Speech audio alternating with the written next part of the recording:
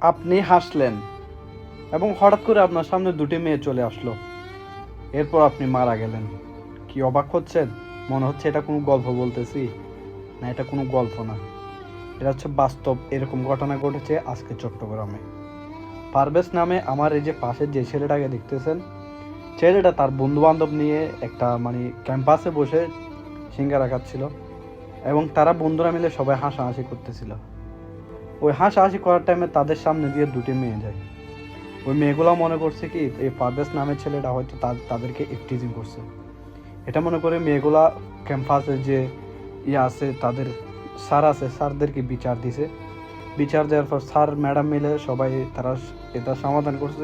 তারপরও ছেলেটা কি করছে, মেয়ে দুইজনকে ডেকে বলছে যে আমরা তোমাদের সিনিয়র, তোমরা আমাদের ছোট বোনের মতো, আমরা কিন্তু তোমাদের নিয়ে হাসাহাসি করি নাই, আমরাও বন্ধুরাই মজা করতেছিলাম।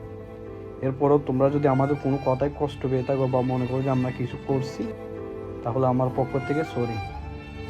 সরি বলার পরেও কিন্তু মেয়েগুলা খুবটা কমে নাই, তাদের যে মনের ভিতরে একটা ঘৃণা ওইটা কমে নাই। তারা কি করছে, তাদের বয়ফ্রেন্ডকে বলছে, ওই দুই মেয়ে তাদের বয়ফ্রেন্ডকে বলছে, এই যে দুই মেয়েকে দেখতেছে, বয়ফ্রেন্ডকে বলার পরে বয়ফ্রেন্ড কি করছে, গুন্ডা ভাড়া করছে।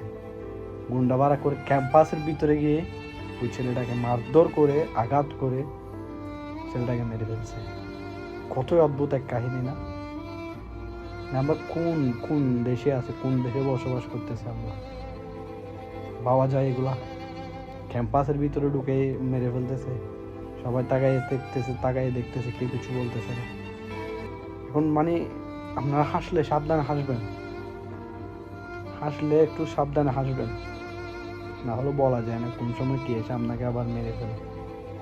এখন তো এটাই চলতেছে, হাসতেছেন, হাসতে হাসতে মারা গেছেন, এরকম হয়ে গেছে না?